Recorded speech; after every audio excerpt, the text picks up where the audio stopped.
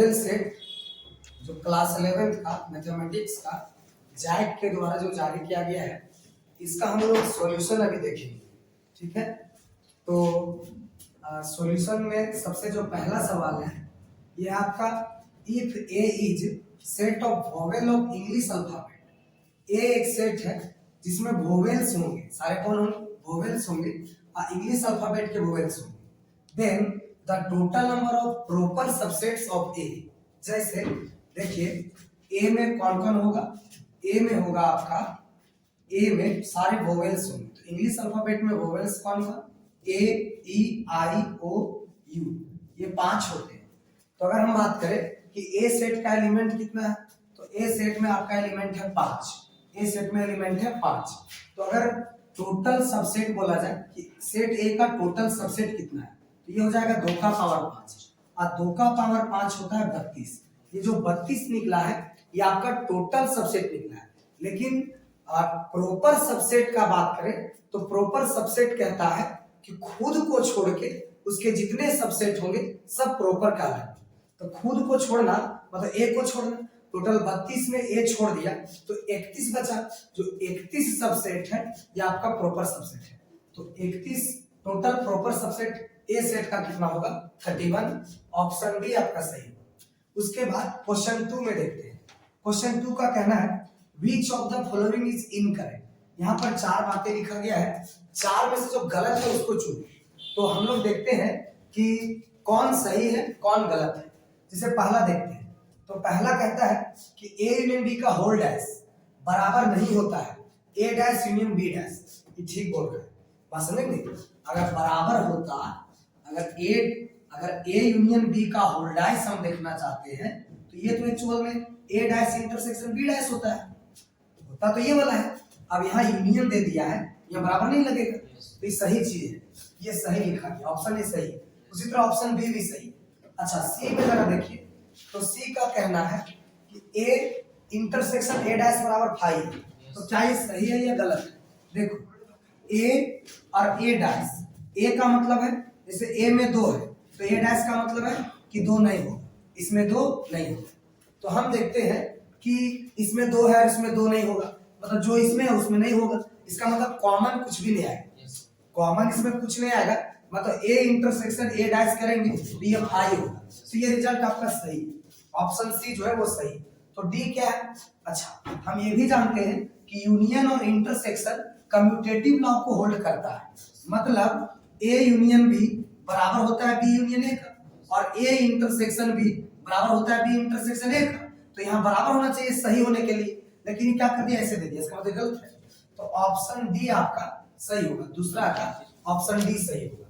ठीक है, उसके बाद तीसरा नंबर क्वेश्चन में क्या है कि एक आपको वेन डायग्राम दे दिया है। वेन डायग्राम में कौन कौन कहाँ है ये दिख रहा है। तो जैसे देखिएगा, एक सेट है आपके पास ए और दूसरा सेट है बी। ए में आपका टोटल एलिमेंट गिनिएगा तो 5 है। ए में कितना है? 5 है, 3 और 2 5। अच्छा, हम बोले कि सिर्फ ए में कितना है, तो सिर्फ ए में 3 एलिमेंट है, 3 4 7। तो सिर्फ ए का मतलब होता है ए माइनस बी। सिर्फ ए का क्या मतलब होता है? ए माइनस बी। तो ए माइनस बी में कौन कौन मिला? ए माइनस बी में मिला 3 4 7। अच्छा, हम बोलेंगे कि बी का टोटल एलिमेंट बताइए सर, तो बी का टोटल एलिमेंट 2 और 2 4। लेकिन हम बोलेंगे सिर्फ बी का एलिमेंट बताइए, तो 5 और 6। तो सिर्फ बी का एलिमेंट मींस बी माइनस ए। बी माइनस का क्या है? 5 और 6। अच्छा, ये दोनों का यूनियन करना है, ये दोनों का क्या करना है? यूनियन। यूनियन में क्या होगा? इसका सारा एलिमेंट इसका सारा एलिमेंट, मतलब दोनों मर्ज हो जाएंगे। तो उसमें कौन कौन मिलेगा? 3 4 7 5 6, यानी 3 4 5 6 7। 3 4 5 6 7 आपका ऑप्शन बी में है, और ये करेक्ट आंसर होगा। तीसरा का आंसर बी होगा। अच्छा, उसके बाद कहता है कि एक इंटरवल दे दिया आपके पास, set builder form of the interval this. इस इंटरवल का सेट बिल्डर फॉर्म क्या होगा? तो आप जरा देखिए कि 4 ऑप्शन है। सबसे पहले इस इंटरवल का मतलब समझिए, सबसे पहले इस इंटरवल का मतलब समझिए। या क्लोज इंटरवल -2 कॉमा 7 है। अगर x को यहां से बिलोंग कर रहा होगा तो वो क्या होगा? क्लोज का मतलब है वैल्यू इंक्लूडेड रहेगी, जो एंड पॉइंट से बाउंड्रीज ये अंदर रहेगा, मतलब कि -2 भी होगा 7 भी होगा, और -2 और 7 के बीच वाला। मतलब x का जो वैल्यू होगा वो ग्रेटर देन इक्वल टू -2 होगा और लेस देन इक्वल टू 7 होगा। और यही चीज अगर यहाँ ओपन रहता तो आप ये इक्वल टू नहीं लिखते, लेकिन यहाँ क्लोज है तो इक्वल टू देंगे, तो -2 भी इंक्लूडेड और 7 भी इंक्लूडेड। ऐसा ऑप्शन हमको ए में दिख रहा है, तो option A is the correct answer. ठीक है, अब हम लोग क्वेश्चन नंबर 5 के पास आते हैं। और क्वेश्चन नंबर 5 में दिख रहा होगा इफ इतना एंड इतना आर इक्वल, इफ इतना एंड इतना आर इक्वल। यहाँ पर दो ऑर्डर पेयर बराबर है, तो बताइए कि x और y का क्या वैल्यू हो। तो बताइए कि x और y का क्या वैल्यू हो। तो जरा देखिए कि दो ऑर्डर पेयर बराबर कब होता है, जब दोनों का कोरेस्पोंडिंग एलिमेंट बराबर होता है। कोरेस्पोंडिंग एलिमेंट का मतलब है कि पहला के बराबर और दूसरा के बराबर। तो पहला कौन है भैया x + 3 और उसका पहला कौन है, पहला है x + 3 और उसका पहला कौन है 6, यानी x + 3 बराबर होगा 6 + 3 उधर जाएगा तो -3, 6 में 3 तो 3, x का वैल्यू आया 3, बस समझ में, मतलब पहले वाला 3 होगा तो -3 और ये 2 ये तो कट गया, ये खत्म हो गया, ये दोनों ऑप्शन गलत है, ये नहीं हो सकता। अब हो सकता है ये दोनों में होगा, बस समझ लेंगे। तो आप y निकालते हैं, तो अगर देखिएगा x का वैल्यू 3। अच्छा दूसरा चीज कि दूसरा वाला एलिमेंट दूसरा के बराबर होगा, तो दूसरा वाला एलिमेंट कौन है 2x + y, 2x + y किसके बराबर होगा 5 के बराबर होगा। अच्छा x का वैल्यू तो पहले निकाल चुके थे 3, तो ये 2 3 6 हो गया, 6 उधर जाएगा तो -6 हो जाएगा, 6 में 5 तो 1 हुआ -1, तो y का वैल्यू -1 और x का वैल्यू 3, तो यहाँ पर x का वैल्यू 3 और -1, ऑप्शन सी आपका करेक्ट आंसर होगा।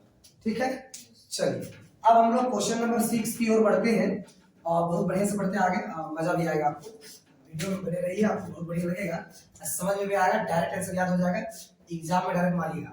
अच्छा कहना है क्वेश्चन नंबर 6 का कि फंक्शन आपके पास है 1/√9 - x²। तो ध्यान देना साथी कि इसका क्या होगा डोमेन, इस फंक्शन का डोमेन क्या होगा। तो डोमेन निकालना मतलब x का वैल्यू निकालना, डोमेन पता करना है किसी फंक्शन का, मतलब x का वैल्यू निकालना है, और x का वो वैल्यू निकालना है जिस पर फंक्शन डिफाइन रहे। जैसे ये फंक्शन x के जगह 3 लीजिएगा तो 3 का स्क्वायर क्या होगा 9, तो 9 - 9 क्या होगा 0, और नीचे 0 मतलब फंक्शन अनडिफाइंड, मतलब हमें ये पता चला कि x का वैल्यू 3 नहीं ले सकते। अच्छा -3 लेंगे तो भी नीचे 0, मतलब -3 और 3 नहीं ले सकते, तो कौन लेंगे उसके बीच में लेंगे। अच्छा ये चीज अभी तुक्का नहीं मार सकते, निकाल के बताइए सर, तभी मजा आएगा। तो चलिए, तो ये फंक्शन डिफाइन कब रहेगा जब नीचे 0 नहीं होना चाहिए, और दूसरा चीज रूट के अंदर नेगेटिव नहीं होना चाहिए। तो जो रूट के अंदर वाला चीज है इसको 0 से बड़ा होना मानता है, 0 तो हो नहीं सकता, उसके बाद 0 से छोटा नहीं हो सकता, तो 0 से बड़ा होगा। अब देखिए 9 को उधर ले जाएंगे तो ये -x² ग्रेटर देन 9 हो गया, अब माइनस से दोनों तरफ गुना करेंगे तो ये पॉजिटिव हो जाएगा, वो नेगेटिव हो जाएगा। अच्छा नेगेटिव नंबर से गुना कीजिएगा इनइक्वालिटी में तो साइन ऑफ इनइक्वालिटी चेंज हो जाएगा, यहाँ पर ग्रेटर देन का है तो अब ये हो जाएगा लेस देन का, और ये जो नेगेटिव है ये पॉजिटिव हो जाएगा। जैसे +9 उधर गया तो -9 हुआ, या -x², और आप माइनस से दिए गुना का, तो माइनस से गुना कर देते दोनों पॉजिटिव हो गए, अब पहले था ग्रेटर देन का, अब हो गया लेस देन का। तो आपको x का वो वैल्यू रखना है जिसका स्क्वायर करने पर 9 से छोटा है, तो हम कौन सा रखें कि -3 और 3 तो रख ही नहीं सकते, ये तो गलत हो गया। अच्छा 9 ऐसा तो रखना ही नहीं, बड़ी भारी वैल्यू आ जाएगा, 9 का स्क्वायर 81, गलत है इसका। अच्छा -9 ये दोनों नहीं ले सकते, तो अब ये लेंगे, ऑप्शन भी आपका सही हुआ, -3 नहीं लेना है, 3 नहीं लेना है, इसके बीच में लेना है, तो इसके बीच में है ना, है ऑप्शन भी आपका करेक्ट आंसर। अब आ गया 7वां का कहना है कि ये जो एंगल है आपके पास 40 डिग्री 20 मिनट ना 30 मिनट। अच्छा 7वां में तो ग्रेटेस्ट इंटीजर वाला है, तो ग्रेटेस्ट इंटीजर वाला पहले देखते हैं। 7 नंबर का कहना है कि रेंज बताइए ग्रेटेस्ट इंटीजर फंक्शन। तो ग्रेटेस्ट इंटीजर फंक्शन का रेंज बहुत लोग डायरेक्ट याद रखता है कि सेट ऑफ इंटीजर होता है, लेकिन अगर हम लोग देखना चाहे तो इसका क्या मतलब होता है, fx बराबर इस तरह बॉक्स x रहेगा, इसका मतलब है कि x के जगह अगर 5 रखिएगा तो ये आंसर देगा 5, और अगर आप 4 रखिएगा तो आंसर देगा 4, मतलब कोई भी इंटीजर डालिएगा तो आंसर देगा इंटीजर। लेकिन जब इंटीजर नहीं डालिएगा तो उससे जस्ट छोटा वाला इंटीजर देगा। जस्ट छोटा वाला इंटीजर कहने का मतलब है जैसे यहाँ पर -1 जिसे डाल दिए 4.2, तो 4.2 तो इंटीजर नहीं है, तो इससे जस्ट छोटा इंटीजर कौन है? 4। मतलब ये क्या करेगा, हमेशा आपको इंटीजर देगा। ये ग्रेटेस्ट इंटीजर फंक्शन क्या देता है? हमेशा इंटीजर देता है। तो ग्रेटेस्ट इंटीजर फंक्शन का आउटपुट क्या है? इंटीजर। तो इंटीजर के सेट को डिनोट किसे करते हैं? जेड से। बात समझे कि नहीं? तो ये ऑप्शन भी आपका करेक्ट होगा।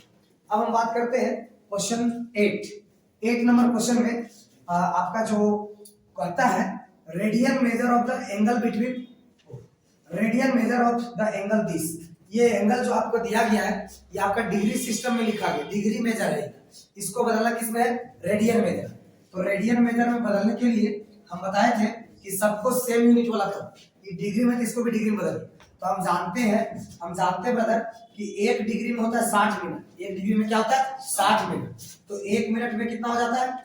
1 मिनट में 1/60 डिग्री, ये इधर डिग्री में आ जाता है। जब 1 मिनट में 1/60 डिग्री, तब 30 मिनट में 30/60 डिग्री। तो इसको हम क्या लिखेंगे? 40 डिग्री और 30 मिनट, और का मतलब है प्लस, और 30 मिनट का मतलब है 30/60 डिग्री, है ना? इसका मतलब 1/2। तो ये हो गया आपका, ये क्या हो गया? 40 डिग्री प्लस 1/2 डिग्री, यानी 40.5 डिग्री। तो 40.5 डिग्री को हम लिखेंगे 40 दूनी 80 और 81/2 डिग्री। इसको टोटल क्या लिखेंगे? 81/2 डिग्री। और इसको अगर हम पाई/180 से गुना कर देंगे तो ये जो मेजर था अब ये रेडियन मेजर में बदल गया।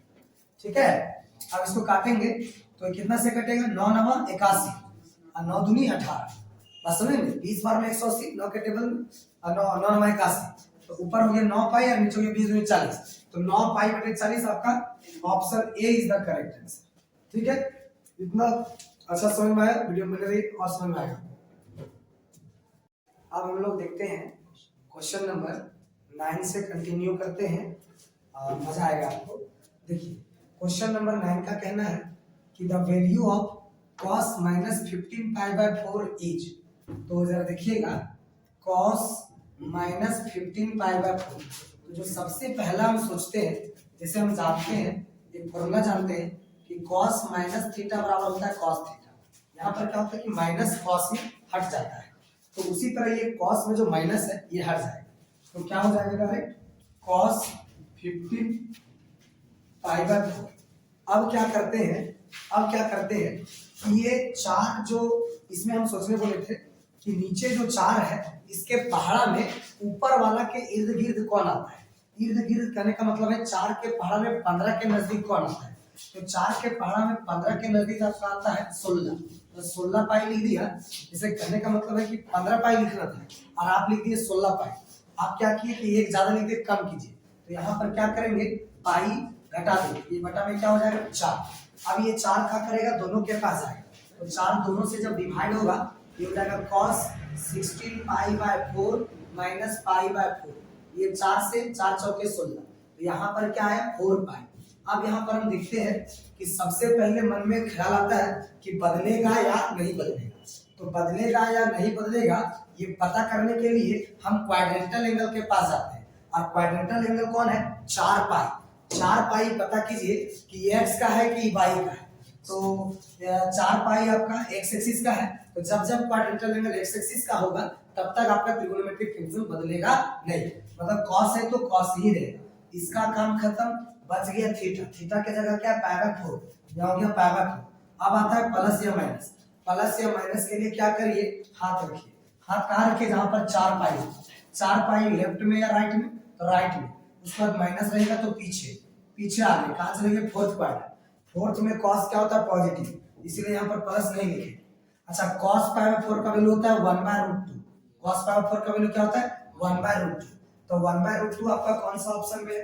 1/√2 आपका ऑप्शन सी में। Option C is the correct answer. उसके बाद हम बात करते हैं क्वेश्चन नंबर 10 का।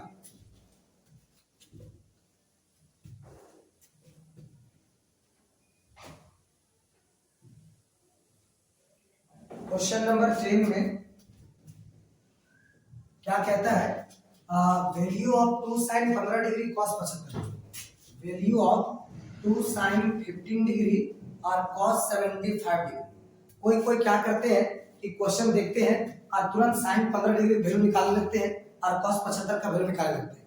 बहुत ज्यादा टाइम लेते हैं इसमें। तो इसमें ऐसा नहीं सोचना है, इसमें क्या देखना है कि एक बार देखने को जी चाहता है कि ये कैसा दिख रहा है, तो ये कैसा दिख रहा है 2 sin a cos b, ऐसा दिख रहा है। कैसा दिख रहा है 2 sin a cos b।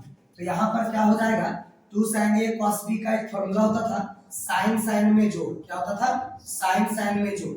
एक जगह होता था a प्लस b, एक जगह a माइनस b। जब हम a प्लस b करेंगे तो 15 प्लस 75 करेंगे तो 90 आएगा।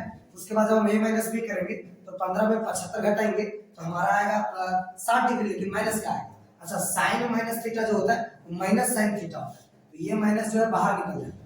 अच्छा साइन 90 का वैल्यू होता है 1 और साइन 60 का वैल्यू होता है √3/2।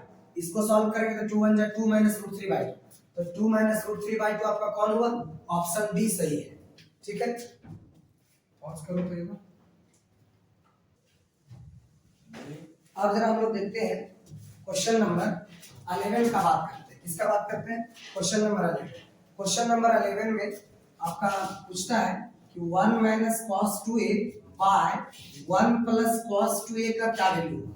तो 1 माइनस कॉस 2a का फॉर्मूला होता है 1 माइनस कॉस 2a का फॉर्मूला होता है 2 sin स्क्वायर और 1 प्लस कॉस 2a का फॉर्मूला होता है 2 cos स्क्वायर। ये 2 से 2 कट जाएगा तो बचा क्या sin square a by cos square. sin square a by cos square ये क्या हो गया tan स्क्वायर और tan स्क्वायर a का रूट है तो स्क्वायर से रूट खत्म, क्या बचा tan, तो tan a बचा। तो ऑप्शन ए में आपका tan a है, 11 का ऑप्शन ए सही है। उसके बाद हम बात करते हैं क्वेश्चन नंबर 12। क्वेश्चन नंबर 12 में कॉम्प्लेक्स नंबर से सवाल है और कॉम्प्लेक्स नंबर में क्वेश्चन क्या है कि -5 आयोटा इंटू 1/8 आयोटा का वैल्यू क्या है। तो सबसे पहले जब हम लोग गुना करते हैं तो सबसे पहले चिन्ह का गुना करते हैं, साइन का गुना करते हैं। तो यहाँ नेगेटिव है यहाँ पॉजिटिव है तो माइनस प्लस गुना होता है तो माइनस आता है। उसके बाद नंबर का गुना करेंगे तो ये 5 का गुना करेंगे 1/8 से तो 5/8 आ जाएगा। अच्छा आयोटा क्या होता है आयोटा स्क्वायर है ना, तो आयोटा स्क्वायर का वैल्यू क्या हो गया -1। तो माइनस माइनस हो गया प्लस, अब कचरा है कम कचरा यानी 5/8 है और इसमें इमेजिनरी पार्ट कुछ नहीं मतलब 0 आयोटा है तो 5/8 प्लस 0 आयोटा आपका आंसर ऑप्शन डी होगा। ठीक है, अब हम बात करते हैं क्वेश्चन नंबर 13। क्वेश्चन नंबर 13 का कहना है कि argument of the complex number z = 1 plus iota is.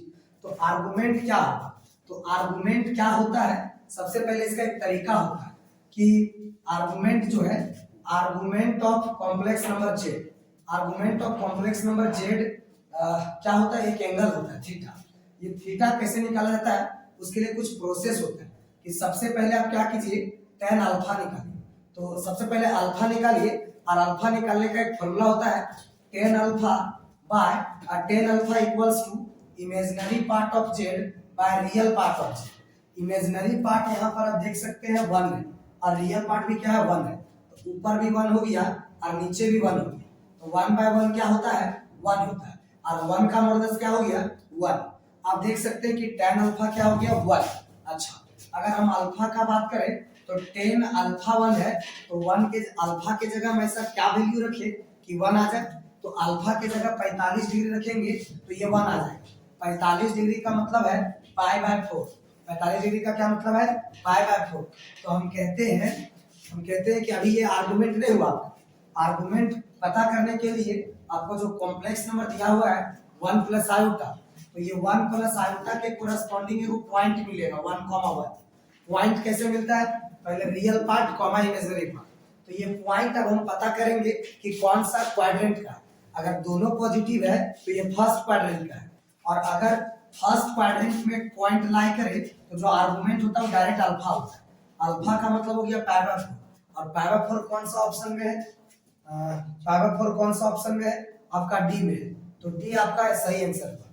अच्छा सर अगर ये फर्स्ट क्वाड्रेंट में लाइक नहीं करता सेकंड में करता तो सेकंड में आर्गुमेंट क्या होता है, सेकंड क्वाड्रेंट में principal argument pi minus alpha होता है और थर्ड क्वाड्रेंट में principal argument minus pi minus alpha होता है और फोर्थ क्वाड्रेंट में सिर्फ माइनस अल्फा होता है कि नहीं। तो इस बात को याद रखिएगा और आपका एक क्वेश्चन आर्गुमेंट से रहेगा ही रहेगा। ठीक है, चलिए तो अब हम लोग नेक्स्ट क्वेश्चन की ओर बढ़ते हैं और वह आपका क्वेश्चन नंबर 14।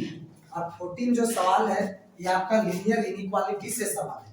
तो लीनियर इनइक्वालिटी से क्या सवाल है और सवाल कहता क्या है, सो जरा देखते हैं। सवाल का कहना है कि solution set of the inequality this, एक इनइक्वालिटी दिया गया है और इनइक्वालिटी क्या है, -12 less than equal to 3x minus 5।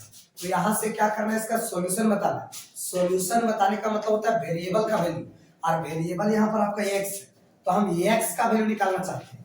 किसका वैल्यू निकालना चाहते हैं, x का। जब हम x का वैल्यू निकालेंगे तो हम क्या करेंगे, x के साथ किसी को देखना नहीं चाहते, हम x अकेला देखना चाहते हैं। x अकेला देखने का मतलब ये -5 यहाँ नहीं रहेगा, या 3 नहीं रहेगा।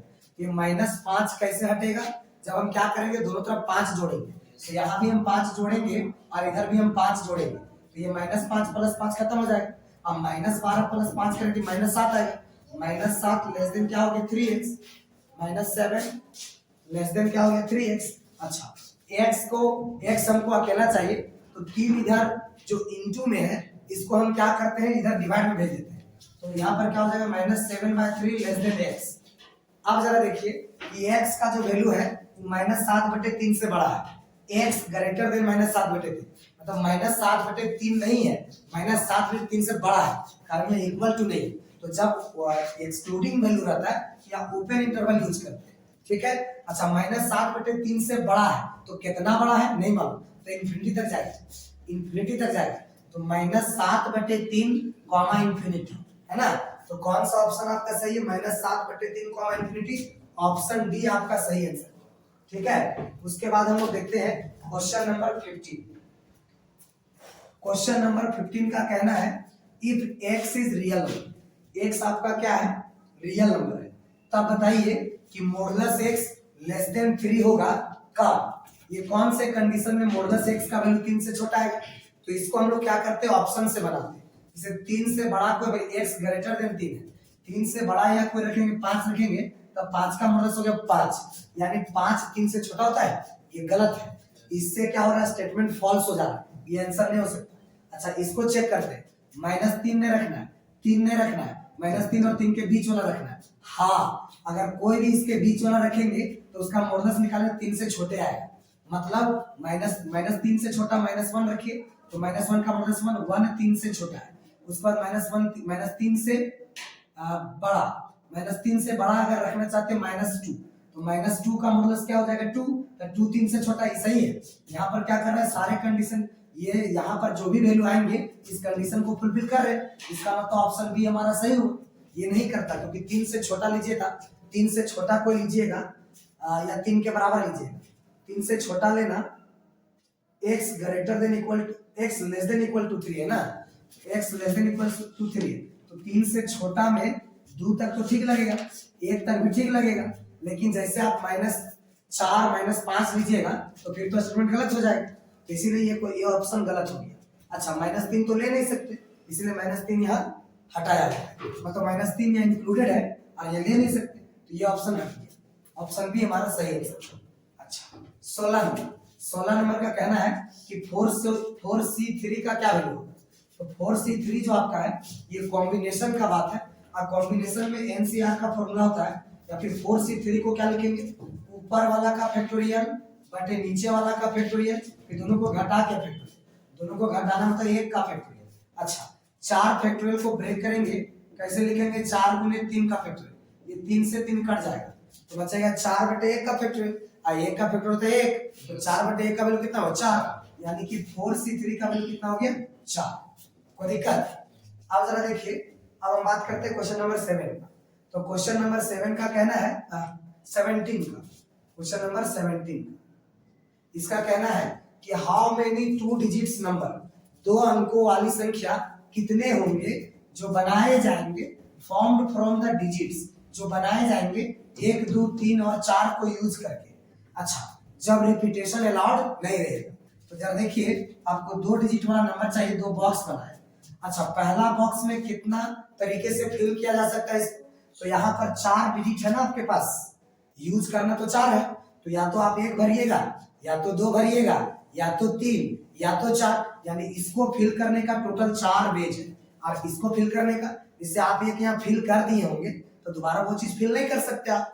यहाँ 4, जैसे मान लीजिए 4 फिल कर दिए होंगे तो फिर 4 नहीं लिख सकते, चाहे यहाँ जो भी लिखे होंगे तो 3 ही बचा होगा ना आपके पास, तो 3, इसका टोटल वेज कितना हुआ 3, तो इसका होगा बेस 3। तो टोटल नंबर अगर बात करेंगे तो सारे बेस को गुना कर देते हैं, तो 4 3 कितना हो गया 12। तो ऑप्शन ए आपका करेक्ट आंसर होगा। ठीक है, अब हम बात करते हैं 18 नंबर क्वेश्चन का। 18 का कहना है साथी कि 16CR equal to 16CR plus 2। तो बताइए कि R का वैल्यू क्या है। तो इसमें क्या है, इसमें क्या है कि हम एक प्रॉपर्टी जानते हैं। क्या जानते हैं कि NCR जो होता है वो NCN माइनस R के बराबर होता है। तो इस प्रॉपर्टी में आप देख सकते हैं कि अगर हम ये दोनों को जोड़ते हैं, ये दोनों को जोड़ते हैं तो minus R plus R cut जाएगा, N के बराबर आ जाएगा। तो उसी हिसाब से अगर हम ये दोनों को जोड़ते हैं, अगर हम ये दोनों को जोड़ते हैं तो 16 के बराबर आ जाएगा। मतलब R प्लस 2 ये 16 के बराबर आ जाएगा। R कितना हो गया 2R प्लस 2 बराबर हो गया 16। अच्छा प्लस 2 उधर गया हो तो माइनस 2 हो गया। 16 में 2 तो 14 और 14 2 के पहाड़ा में 7 बार में, तो R बराबर हो गया 7। तो R का वैल्यू कितना आ गया 7। Option D is the correct answer. अच्छा अब हम बात करते हैं क्वेश्चन नंबर 19 का। क्वेश्चन नंबर 19 का कहना है कि the number of terms in the expansion of this. इसको एक्सपेंड करेंगे तो इसमें टोटल नंबर ऑफ टर्म्स कितने आएंगे। तो जरा देखते हैं इसमें क्या किया। कोई लड़का देख रहा है कि पावर 5 है तो एक टर्म बढ़ा दिया और आंसर लिख दिया, तो उसको 6 ऑप्शन में तो मिलेगा नहीं, वो गलत हो गया। लेकिन यहाँ पर ठंडा दिमाग से सोचिए, आप दिमाग को थोड़ा चौड़ा करके सोचिए। क्या है कि 1 प्लस x का होल पावर 4 है और फिर इसका होल पावर कितना है 5। तो हम जानते हैं लॉज ऑफ एक्सपोनेंट में पढ़े हैं कि अगर किसी का पावर है तो ये गुना होता है। तो यहाँ पर ये 4 पंजे क्या हो जाएगा 20। तो आप देख सकते हैं कि 1 प्लस x का होल पावर आ गया 20। ये बाइनोमियल का पावर 20 आ गया। तो इसमें क्या होगा, टोटल टर्म एक ज्यादा होता है, जितना पावर उससे एक ज्यादा टर्म, तो 20 पावर है तो टर्म 21 हो जाएगा, एक ज्यादा हो जाएगा। तो आपको ऑप्शन सी करेक्ट आंसर। ठीक है, यहां तक नोट कीजिए। अब हम लोग देखते हैं क्वेश्चन नंबर 20। क्वेश्चन नंबर 20 जो है इसको जरा ध्यान से देखना है ना। क्वेश्चन नंबर 20 जो है ये आपका समेशन r इक्वल टू 0 से 10 तक 10 टू दी पावर r और 10 CR।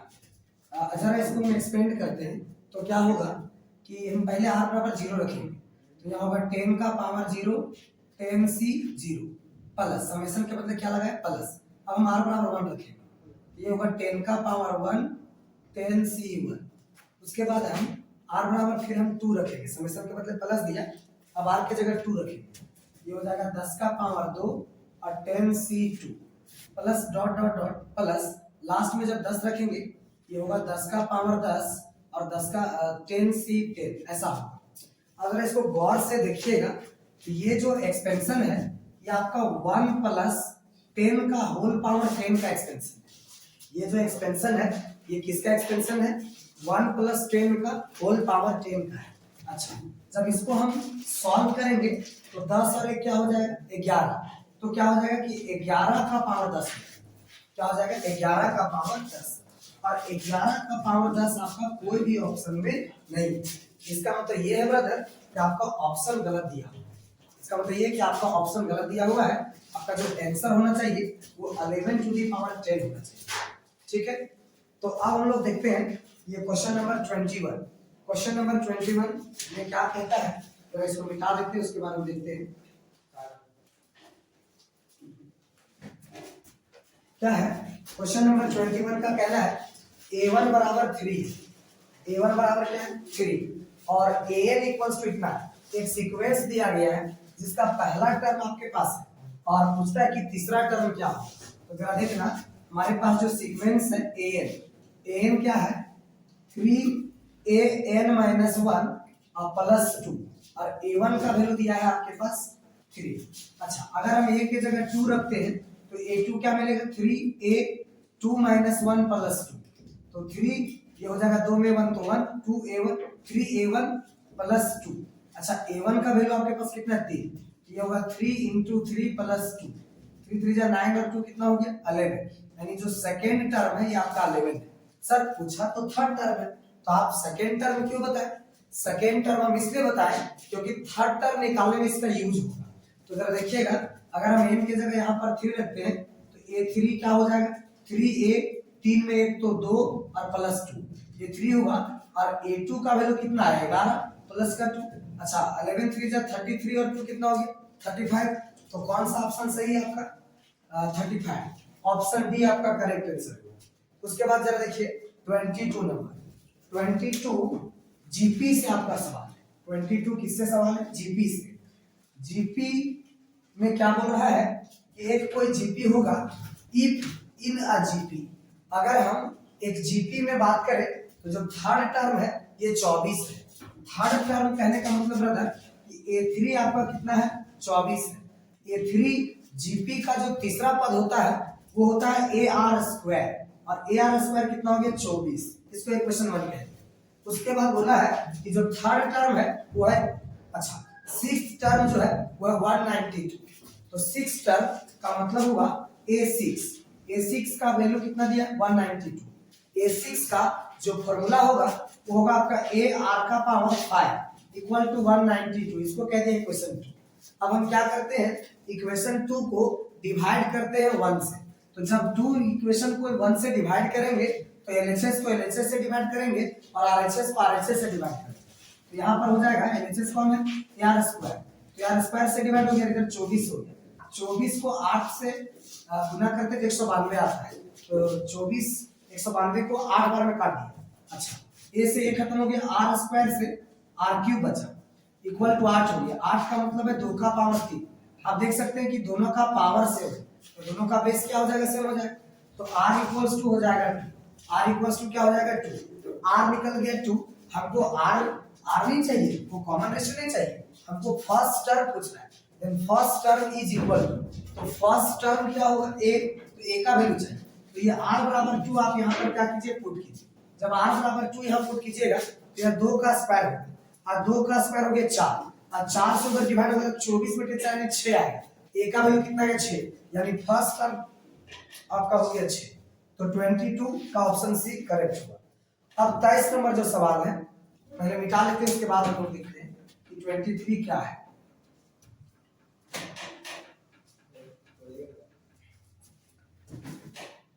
ट्वेंटी नंबर जो क्वेश्चन कहता है यह आपका if arithmetic mean of 2 number, 2 number का जो अर्थमेटिक मीन है और वो नंबर कौन कौन है 3 और x, 2 नंबर का अर्थमेटिक मीन 15 है और हम जानते हैं यहाँ पर लिखा हुआ है कि between 3 and x is 15, then their geometric mean क्या। तो अब जरा देखिए कि 2 नंबर के बीच का जो अर्थमेटिक मीन होता है वो निकलता है दोनों को जोड़ के 2 से भागा करने से, ठीक है। तो ये हो गया 2 भागा में इधर जाएगा तो गुना में, तो यहाँ हो जाएगा 15 दूनी 30। अच्छा 3 इधर जाएगा माइनस में हो जाएगा 3 में 30 में 3 तो ये हो गया 27, यानी x का वैल्यू आ गया 27। मतलब जो उस टाइम आप बोल रहे थे कि 3 और x के बीच आपका 15 अर्थमेटिक मीन है, इसका मतलब x अब 27 है, इसका मतलब 3 और 27 के बीच का अर्थमेटिक मीन 15 है। तो बताइए कि 3 और 27 का ज्योमेट्रिक मीन क्या हो। तो ज्योमेट्रिक मीन 2 नंबर के बीच कैसे निकलता है, दोनों को गुना करके और हम लोग क्या करते हैं रूट निकाल देते हैं। तो दोनों को गुना के तो 27 दिया हो गया 81 और 81 का जो स्क्वायर रूट होता है वो होता है 9, यानी कि ऑप्शन नंबर आपका बी करेक्ट आंसर होगा। Option B is the correct answer. अब 24 में जरा देखिए, 24 का कहना है कि the slope of a line passing through the points इतना एंड इतना। आप एक लाइन का स्लोप ज्ञात करें जो ये पॉइंट ये दोनों पॉइंट से पास कर रहा है। तो जरा देखिए पॉइंट कौन कौन है, पॉइंट है आपका -3, -3, -2 एंड 1, 4। 2 पॉइंट से पास करने वाला लाइन का स्लोप होता है y2 - y1 bye x2 - x1। x1 y1 जो पहले आया उसका कोऑर्डिनेट, x2 y2 जो बाद में आया उसका कोऑर्डिनेट। अगर देखिए y2 का वैल्यू क्या है 4, तो यहाँ लिख दिया 4, y1 का वैल्यू कितना है 2, यहाँ लिख दिया 2, x2 का वैल्यू कितना है 1, x1 का वैल्यू कितना है -3। अच्छा 4 में 2 तो 2, अब 1 -+3 यानी 4, नहीं हो जाएगा। तो अब यहाँ पर क्या हो जाएगा 2/4 यानी कि 1/2। 1/2 आपका कौन सा ऑप्शन है, first option, option A is the correct answer, ठीक है। चलिए अब जरा देखिए, अब हम लोग बात करते हैं क्वेश्चन नंबर 25 का कहना है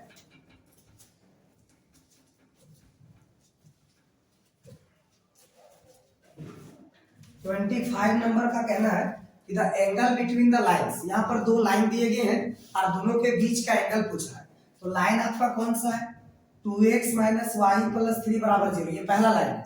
और दूसरा लाइन है 2x माइनस वाई प्लस 3 बराबर x प्लस 2y प्लस 3 बराबर 0, ये वाला है।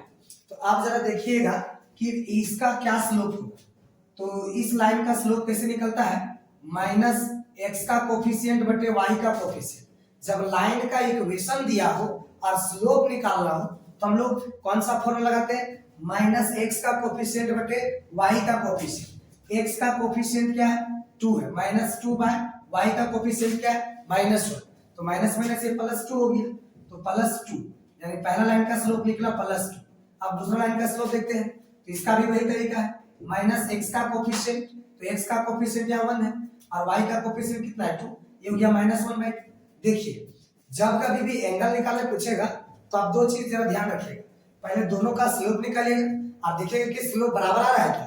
अगर बराबर आएगा तो लाइंस पैरेलल हो जाएंगे, और लाइंस पैरेलल होंगे तो दोनों के बीच का एंगल या तो 180 रहेगा या तो 0 रहेगा। लेकिन जब बराबर नहीं आ रहा है, इसका मतलब पैरेलल नहीं है, तो क्या है वो जरा देखते हैं। तो देखते हैं कि दोनों का प्रोडक्ट क्या है। जब दोनों को गुना कर रहे हैं तो 2 गुने -1/2, ये खत्म हो गया, -1 आ रहा है। अब -1 अगर दो लाइन का स्लोप का प्रोडक्ट -1, इसका मतलब लाइन आपस में परपेंडिकुलर है, और जब लाइन आपस में परपेंडिकुलर है तो दोनों के बीच का एंगल 90 डिग्री है। तो दोनों का बीच का एंगल 90 डिग्री, यानी option A is the correct answer. ठीक है, अब हम देखते हैं क्वेश्चन नंबर 26।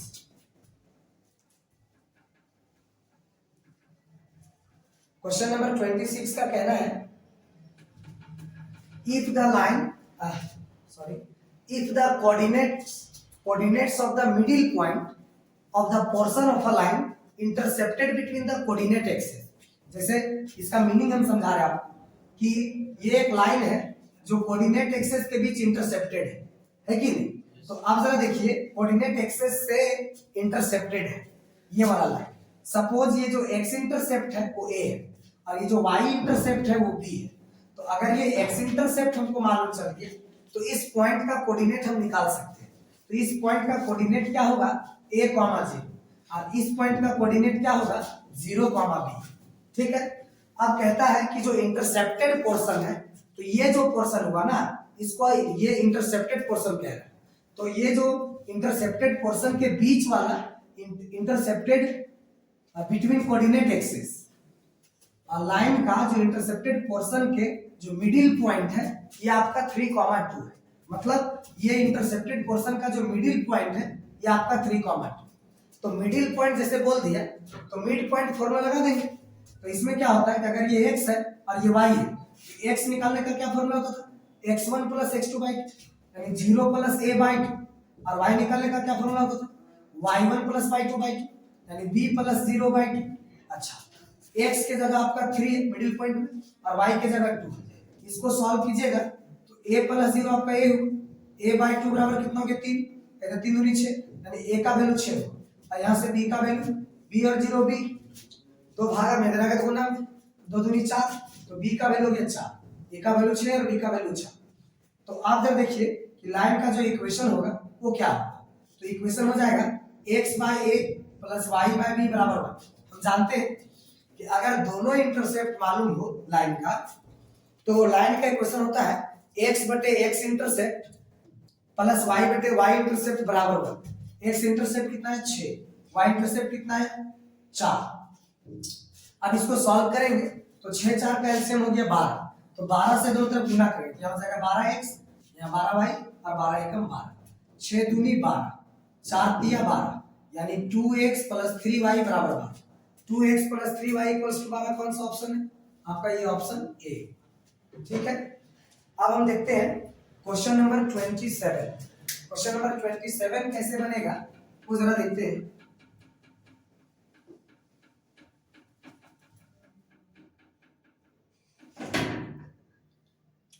क्वेश्चन नंबर 27 ये बनेगा, कहता है the distance of the point this from the line this. यहाँ पर एक बिंदु है जिसका कोऑर्डिनेट है 3, -5, और यह एक लाइन है। लाइन का इक्वेशन दिया गया है, 3x माइनस 4y माइनस 26 बराबर 0। जरा देखिएगा कि जो x का कोफिशिएंट होता है वो a होता है, a बराबर 3। जो y का कोफिशिएंट होता है वो b होता है, b बराबर -4। और जो कांस्टेंट टर्म है वो c होता है, यानी -26। c का वैल्यू हो गया -26। अच्छा, यहां से यहां तक का दूरी सपोज d है, तो d का वैल्यू निकलता है एक फार्मूला से। फार्मूला क्या है? ax1 plus by1 plus minus plus c by root under a square plus b square, ऐसा होता है। x1 y1 जिस पॉइंट से डिस्टेंस है ये उसका कोऑर्डिनेट ये होता है। तो आप जरा देखिए कि a का वैल्यू कितना है 3, x1 का वैल्यू कितना है 3, b का वैल्यू कितना है -4, y1 का वैल्यू कितना है -5, c का वैल्यू कितना है -26। सॉल्व करेंगे। अच्छा, a का वैल्यू कितना है 3, a का वैल्यू कितना है 3, तो 3 का स्क्वायर 9, b का वैल्यू कितना -4, -4 का स्क्वायर 16, 16 9 25 का वर्गमूल 5। ऊपर में देखिएगा 3 3 9 5 चौके 20, 20 और 9 29 में 26 घट जाएगा तो बचेगा आपका 29 में 26 तो 3 3/5, यानी डी आ गया 3/5, यानी option C is the correct answer. अब क्वेश्चन नंबर 28 देखते हैं।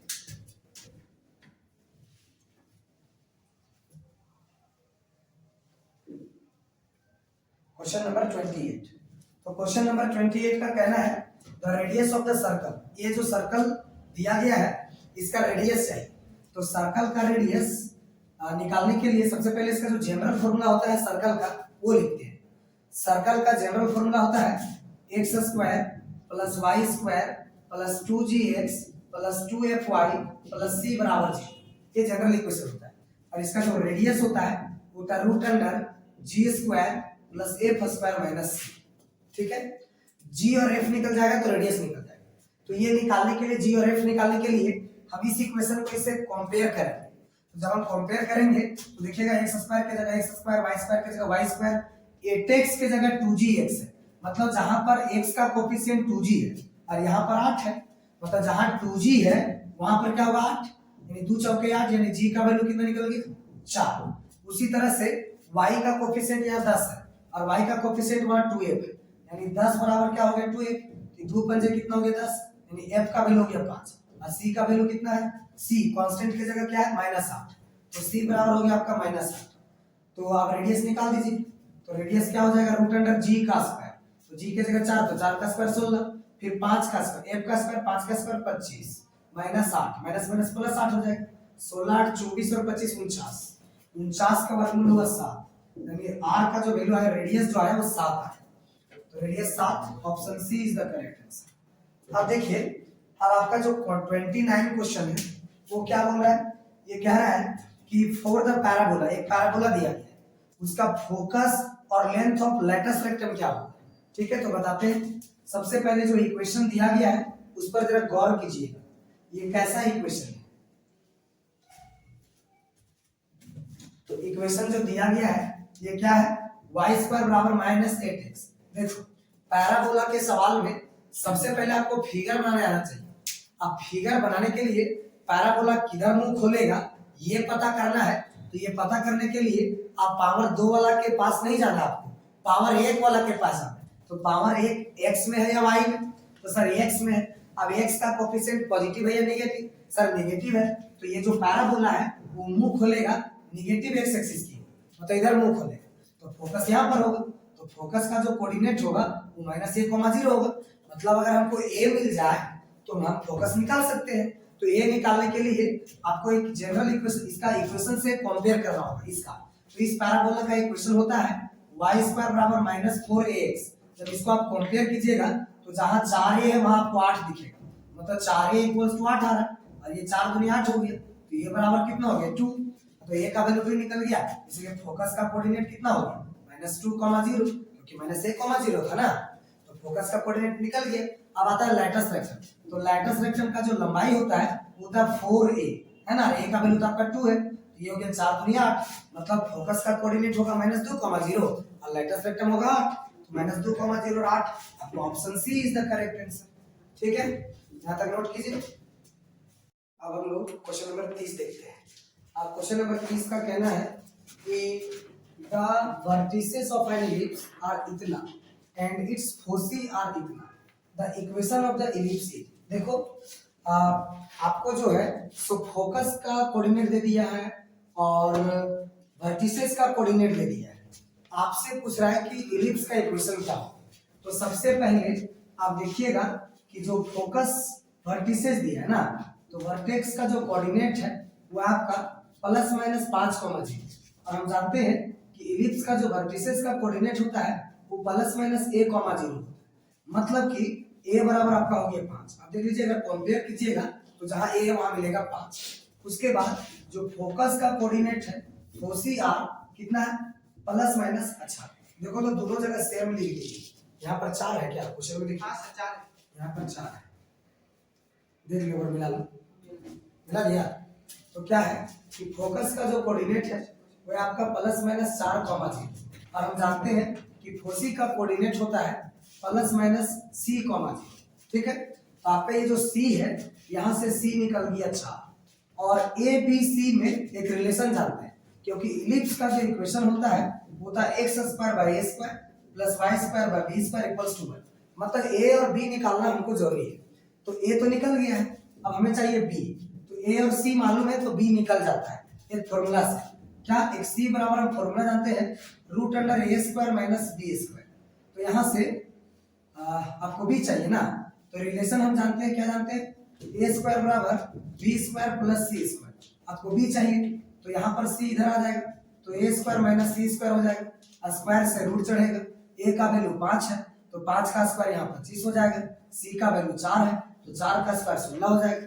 अब 25 में 16 तो 9 और 9 का स्क्वायर रूट हो जाएगा 3। b निकल गया, 5 निकल गई। इक्वेशन क्या हो जाएगा, तो b निकल गया और a निकल गई। तो इक्वेशन हो जाएगा x/a का स्क्वायर यानी 5 का स्क्वायर, 5 का स्क्वायर होता है 25, फिर y/b का स्क्वायर 3 का स्क्वायर यानी y² 9। कौन सा ऑप्शन सही है आपका है x² में 25 और y² में 9, यानी कि ऑप्शन ए आपका करेक्ट आंसर हुआ। ठीक है, उसके बाद हम लोग बात करते हैं क्वेश्चन नंबर 32 का 31 का।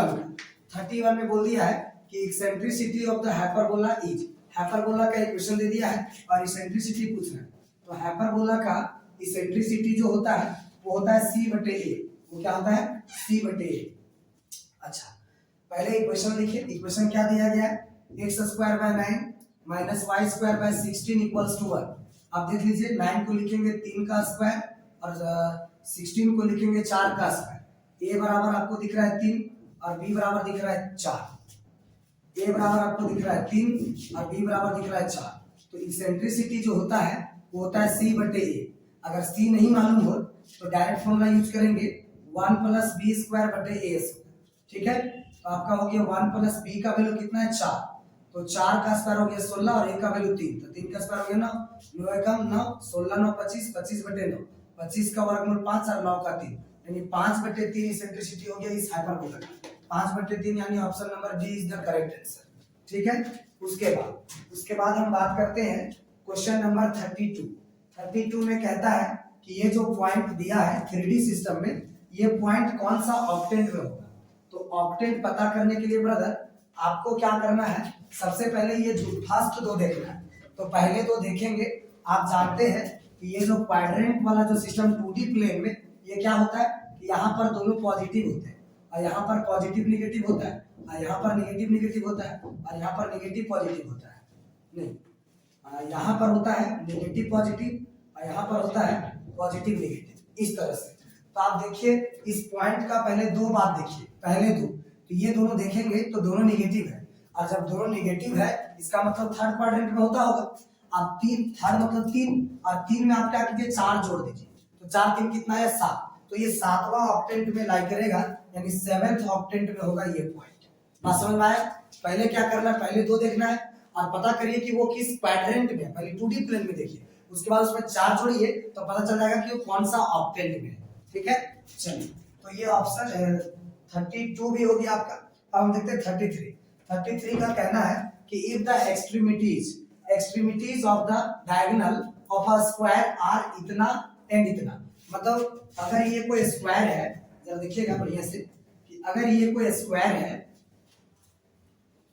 अगर ये कोई स्क्वायर है तो ये आपका डायगोनल हुआ।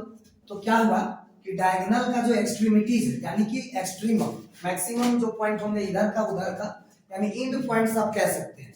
डायगोनल का जो इंड पॉइंट्स है वो आपका दे दिया गया है। इंड पॉइंट्स कितना है ब्रदर? तो है आपका 1, -2, 3 और इधर क्या है 2, -3, 5। तो जरा देखिए ये स्क्वायर है तो ये चारों साइड आपका ए होगा, ठीक है। और हमसे पूछा है कि साइड क्या होगा। डायगोनल का एक्सट्रीमम दिया गया है, एक्सट्रीमिटीज दे दिया है और आपसे लेंथ ऑफ साइड पूछना है, यानी कि ए का क्या वैल्यू होगा। तो सबसे पहले ये वाला लेंथ अगर निकल जाए तो मजा आ जाएगा। तो ये वाला लेंथ निकालने के लिए मतलब ये वाला लंबाई कितना होगा, जितना दोनों के बीच का दूरी होगा। तो दोनों के बीच का दूरी क्या निकलता है x2 - x1 का होल स्क्वायर। तो x2 है 2 और 2 - 1 का होल स्क्वायर। उसके बाद y2 - y1 का होल स्क्वायर मींस -3 और +2 का होल स्क्वायर। उसके बाद z2 - z1 का होल स्क्वायर मींस 5 - 3 का होल स्क्वायर। तो यहाँ पर क्या हो जाएगा, दो में एक तो एक का स्क्वायर है, -3 + 2 -1 और -1 का स्क्वायर +1 और 5 में 3 तो 2 और 2 का स्क्वायर 4। ये 4 और 2 कितना गया √6। ये जो डायगोनल आया वो √6 आया। अब आप जान रहे हैं कि स्क्वायर का प्रत्येक एंगल 90 डिग्री का होता है। तो ये राइट एंगल ट्रायंगल बन गया। अब राइट एंगल ट्रायंगल में पाइथागोरस लगाएंगे। तो पाइथागोरस थ्योरम क्या कहता है कि परपेंडिकुलर का स्क्वायर प्लस बेस का स्क्वायर बराबर हाइपोटेन्यूज का स्क्वायर, यानी कि परपेंडिकुलर का स्क्वायर a स्क्वायर, बेस का स्क्वायर मतलब a स्क्वायर और हाइपोटेन्यूज √6 तो √6 का स्क्वायर 6। तो a स्क्वायर कितना हो गया 2a स्क्वायर और ये हो गया 6 तो ये 2 3 6 हो गया।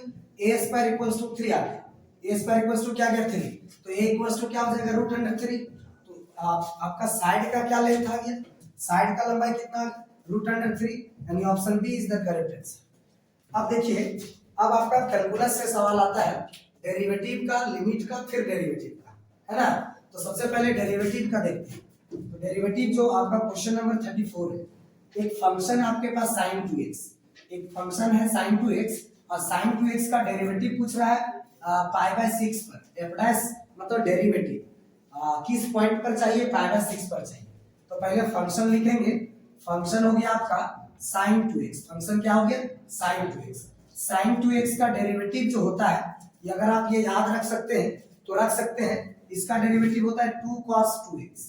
इसका डेरिवेटिव क्या होता है 2 cos 2x। अगर आपको पता करना है कि आया कैसे तो ठीक है हम देखते हैं। sin 2x का जो फॉर्मूला होता है वो होता है 2 sin x cos x। क्या होता है 2 sin x cos x। अब 2 sin x cos x 2 तो कांस्टेंट है, ये बाहर रहेगा। फंक्शन का डेरिवेटिव मतलब f डैश x, अच्छा 2 कांस्टेंट है बाहर रहेगा। sin x को देखो, प्रोडक्ट रूल होता है कि पहला फंक्शन को छोड़ो दूसरा को डिफरेंशिएट करो, दूसरा को छोड़ो पहला को डिफरेंशिएट करो और बीच में प्लस दीजिए। तो sin x को छोड़ दिया और cos x का डेरिवेटिव हो गया -sin x, उसके बाद बीच में होता है प्लस। अब फिर जो है सो cos x को छोड़ दिया और sin x का डेरिवेटिव हो गया cos x, ठीक है। तो आप जरा ध्यान दीजिएगा, ये 2 हुआ और cos x cos स्क्वायर हुआ और plus minus minus sin x square हुआ। अब जरा देखिए cos square x - sin square x, ये cos 2x का फार्मूला है। तो 2 cos 2x आ गया फंक्शन का डेरिवेटिव, लेकिन आपको चाहिए डेरिवेटिव कौन सा पॉइंट पर π/6 पर। तो x के जगह क्या रख दिया π/6, तो इधर भी x के जगह क्या रख देंगे π/6। ये cos 2 और x के जगह π/6, ये 2 3 जा हो गया 6, अर्थात cos π/3 का मतलब है cos 60 डिग्री और cos 60 डिग्री का वैल्यू होता है 1/2 और ये 2 2 कट जाएगा तो आंसर क्या आएगा 1, मतलब कि option B is the correct answer. अब देखिए इसका क्या होता है, एक फार्मूला हम लोग जानते हैं लिमिट में। क्वेश्चन नंबर 35, क्वेश्चन नंबर 35 में एक लिमिट का फार्मूला जानते हैं, बड़ा बेहतरीन वाला फार्मूला। क्या है फार्मूला है कि अगर यहाँ रहे limit x tends to 1 x tends to 0 रहता है, नहीं x टेंड्स टू 1 रहता है, x का पावर n माइनस a का power n by x minus a। तो उस केस में इसका वैल्यू क्या होता है, उस केस में इसका वैल्यू होता है n a का पावर n माइनस 1, ऐसा होता है। हाँ यहाँ पर क्या होता है x टेंड्स टू a होता है। तो आप जरा देखिए कि a का जो वैल्यू है यहाँ पर अगर इसमें कंपेयर करें तो a के जगह आपको 1 दिख रहा है, उसके बाद यहाँ पर भी a के जगह 1 दिख रहा है, यहाँ पर भी 1 दिख रहा है और n के जगह आपको 15 नजर आ रहा है, यहाँ पर n नहीं है। तो 15 1 को तो a का पावर 15 में लिख सकते हैं, तो इधर क्या हो जाएगा 15 और a का पावर 15 माइनस 1। अच्छा 15 में 1 तो ये खत्म हो जाएगा, 1 का पावर कुछ भी करेंगे तो 1 आएगा, यानी आंसर आया 15। तो 15 कौन सा ऑप्शन है B, option B is the correct answer. उसके बाद 36 का डेरिवेटिव, तो यहाँ पर एक फंक्शन दिया है, इसका डेरिवेटिव चाहिए x के रिस्पेक्ट। इसमें एक रूल चलता है जिसको क्वोशिएंट रूल कहते हैं, या तो u बाय v बोल सकते हैं। तो आपके पास जो फंक्शन है ये है cos x by 1 plus sin x, इसका डेरिवेटिव चाहिए। तो रूल क्या कहता है कि सबसे पहले नीचे वाला का होगा होल स्क्वायर, तो 1 प्लस sin x का होल स्क्वायर होगा, उसके बाद नीचे वाला को छोड़ दीजिए, उसके बाद ऊपर वाला का डेरिवेटिव, नीचे वाला को छोड़ दिए ऊपर वाला का डेरिवेटिव, cos x का डेरिवेटिव माइनस sin x, बीच में होता है माइनस। अब क्या कीजिए कि ऊपर वाला को छोड़ दीजिए, cos x को छोड़ दीजिए और नीचे वाला का डेरिवेटिव, तो 1 का 0 और sin x का cos x, डिफरेंशिएशन या डेरिवेटिव जो बोलना है। अच्छा, माइनस साइन गुना होगा तो दोनों होगा, तो एक हो गया आपका माइनस sin x और plus minus minus sin square x। अब ध्यान दीजिए cos x ये हो गया cos स्क्वायर x, और cos स्क्वायर x को क्या लिखते हैं 1 minus sin square x, cos square x को क्या लिखते हैं 1 माइनस sin स्क्वायर x, और माइनस अंदर जाएगा तो ये नेगेटिव हो जाएगा, ये पॉजिटिव हो जाएगा। नीचे क्या बचा हुआ है 1 प्लस sin x का होल स्क्वायर। आप क्या कीजिए इसको काट सकते हैं क्योंकि माइनस प्लस में कटेगा। अच्छा, एक आपके पास अच्छा गुना सही है, ठीक है minus sin x minus 1, minus अगर कॉमन लेंगे तो दोनों पॉजिटिव हो जाएगा, और नीचे 1 प्लस sin x का होल स्क्वायर। अब जरा देखिए कि ये एक कटेगा तो एक बचेगा, तो minus 1 by 1 plus sin x, कौन सा ऑप्शन है, option C is the correct answer, minus 1 by 1 plus sin x। ठीक है, अब जरा देखिए क्वेश्चन आपका 37 में किसी डेटा का कोई डेटा होगा जिसका वेरिएंस दिया गया, if the variance of the given data is 144 then standard deviation of the data will be. तो वेरिएंस और स्टैंडर्ड डेविएशन में एक रिलेशन है कि अगर आपको वेरिएंस मालूम चल जाए तो स्टैंडर्ड डेविएशन निकाल सकते हैं। बोले कैसे, स्टैंडर्ड डेविएशन निकालने का फॉर्मूला है रूट अंडर वेरिएंस, तो रूट अंडर वेरिएंस कितना दिया हुआ है 144, और 144 का स्क्वायर रूट कितना होता है 12, यानी कि option B is the correct answer. ठीक है, 37 तक देख लिए, अब हम लोग आगे देखेंगे। अब हम लोग प्रोबेबिलिटी का कुछ सवाल देखेंगे जो आपका 38, 39 और 40 में है। तो 38 क्वेश्चन कहता है कि अगर एक लीप ईयर को सेलेक्ट करते हैं तो the probability of having 53 Sunday या 53 मंडे, ये क्या होगा। लीप ईयर का सेलेक्ट करना मतलब लीप ईयर वो ईयर जिसमें 366 डेज होता है। नॉर्मल ईयर में आपका 365 दिन होता है, लेकिन लीप ईयर में क्या होता है कि 366 दिन होता है। अगर हम बात करें कि 366 दिन आपका एक लीप ईयर में हुआ तो 366 में 52 सप्ताह हो जाता है, 52 वीक हो जाता है, और आपका 2 दिन बच जाता है। समझे कि 52 वीक प्लस 2 डेज ऐसा बच जाता है। अब देखिए जब 52 वीक आ गया इसका मतलब 52 संडे 52 मंडे तो होना फिक्स है, ये सारा का सारा 52 हो गया। अब डिपेंड करता है ये 2 दिन पर, ये 2 दिन में अगर संडे पड़ गया मतलब 53 संडे आ जाएगा, और मंडे पड़ गया मतलब फिर 53 मंडे आ जाएगा। तो यहाँ पर 2 इवेंट मानते हैं, एक 53 संडे आने का और एक 53 मंडे आने का। तो 53 संडे आने की क्या प्रोबेबिलिटी होता है, जैसे देख लीजिए मेरा टोटल नंबर ऑफ डेज कितने होते हैं 7, टोटल नंबर ऑफ डेज कितने होते हैं 7, Sunday Monday Tuesday Wednesday Thursday Friday Saturday, ये टोटल 7 डेज हो। मतलब टोटल पॉसिबल जो है वो कौन ये 7 बातें आ सकता है, टोटल पॉसिबल केस 7 होगा। अच्छा, फेवरेबल केस में 2 ही दिन आने वाला है आपका, तो 2 दिन आएगा तो कौन कौन आएगा, जैसे 52 संडे तो यहाँ तक हो चुका है, तो ये 2 दिन में अगर संडे आ जाए तो फिर से आपका 53 संडे हो जाएगा। तो ये 2 दिन कब आएगा, कब संडे आ सकता है, जब आपका ये 2 दिन सैटरडे संडे का बचा हो, लास्ट में सैटरडे संडे का बचा हो या फिर संडे मंडे का बचा हो, तब ना फिर इसमें ये 2 दिन यही 2 पेयर में से कोई बचा होगा तब ना ये 53 संडे होगा। तो आप देखो कि हमारे फेवर में कौन सा 2 केस आया, एक ये वाला एक ये वाला, और टोटल केस कितना है 7, यानी कि 53 संडे आने की प्रोबेबिलिटी कितना हो गया 2/7। ठीक है, लीप ईयर जब सेलेक्ट करेंगे तो, और नॉन लीप ईयर में क्या होता है 1/7, क्योंकि एक ही दिन बचता है। यहाँ संडे आया तो 53 संडे आया, यहाँ संडे नहीं आया तो 53 संडे नहीं आया, बात समझे क्या। तो अगर यहाँ 2 दिन बच गया तो 2/7 53 संडे आने की प्रोबेबिलिटी हुआ। उसी तरह से 53 मंडे आने की प्रोबेबिलिटी क्या हुआ 2/7। और जब और बोलता है तो यहाँ पर या ये केस या ये केस, तो प्रोबेबिलिटी में क्या होता है कि सारे पॉसिबल केसेस का सम का प्रोबेबिलिटी निकालते हैं। तो दोनों का सम कितना 2/7 2/7 कितना हो जाएगा 4/7, यानी कि आपका option C is the correct answer. ठीक है, अब जरा देखिए कि एक क्वाइन को कहता है कि the probability of getting exactly 2 tails in tossing a coin thrice. एक क्वाइन को जब 3 बार थ्रो करेंगे या 3 बार टॉस करेंगे तो बताइए कि एग्जैक्टली 2 टेल आने की क्या प्रोबेबिलिटी होगा। तो एग्जैक्टली 2 टेल कितने बार में कितने केसेस है ऐसा वो देखते हैं और टोटल केसेस देखते हैं। जब हम एक क्वाइन को 3 बार थ्रो करते हैं तो कुल परिणामों की संख्या क्या क्या हो सकता है। आपका हो सकता है कि तीनों बार हेड आ जाए, है ना, हेड हेड हेड, या फिर हेड हेड टेल, या फिर हेड टेल हेड, या फिर हेड टेल टेल, या फिर tail head head, tail head head, या टेल हेड टेल, या टेल टेल हेड, या टेल टेल टेल। ऐसे 8 केसेस बनते हैं। जब एक क्वाइन को 3 बार थ्रो करते हैं तो total number of possible outcomes 8 आता है, मतलब 3 3 और 2 8 हो गया। अब देखिए फेवरेबल केस ऊपर में 2 टेल्स और नीचे टोटल केस, प्रोबेबिलिटी ऐसे ही निकलता है। Probability of occurrence of an event क्या होता है NE/NS, NE/NS। इसका मतलब होता है कि E के फेवर में कितने एलिमेंट हैं और टोटल एलिमेंट कितने हैं। E के फेवर मतलब एग्जैक्टली 2 टेल में कितने हैं, तो एग्जैक्टली 2 टेल आपका एक यहाँ मिला, एक आपका यहाँ मिला 2 और एक आपका यहाँ मिला 3, यानी E के फेवर में 3 एलिमेंट है और टोटल पॉसिबल आउटकम्स कितने 8, यानी 3/8। Option A is the correct answer.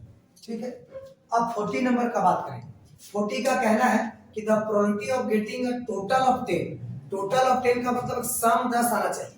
अच्छा, कब when two in a single throw of 2 dice, 2 dice हाथ में लिया थ्रो कर दिया। अब उसमें क्या पॉसिबिलिटीज क्या क्या होता है, टोटल 36 बातें आ सकता है। हो सकता है पहला में एक, दूसरा में एक, तो 1 1 1 2 1 3 1 4 1 5 1 6 एक बार हो एक के साथ। उसी तरह 2 के साथ 2 2 2 2 1 2 2 2 3 2 4 2 5 2 6, इस तरह टोटल 36 पॉसिबल केसेस बनते हैं। बात समझे कि नहीं? तो आपके फेवर में कौन वाला केस होगा जो जोड़ने पर 10 देगा, तो हमारे फेवर में कौन आएगा, तो एगो 4 6, फिर एगो 6 4, बात समझे कि नहीं, और एगो 5 5, तो आपके फेवर में टोटल 3 ही केस आएगा। ठीक है, और टोटल केसेस कितना है 36, तो कितना हो गया 3/36, यानी कि 12, 1/12, 1/12, यानी कि option C is the correct answer. ठीक है, मैं आपको इस वीडियो में पूरे 40 क्वेश्चन जो मॉडल सेट था उसको सॉल्व किया। आशा करते हैं कि आपको समझ में आएगा। आप वीडियो में बने रहिएगा लास्ट तक, आपको सारा टॉपिक समझ में आएगा, अच्छा लगेगा। आप वीडियो अच्छा लगेगा तो चैनल को सब्सक्राइब कीजिएगा, है कि नहीं।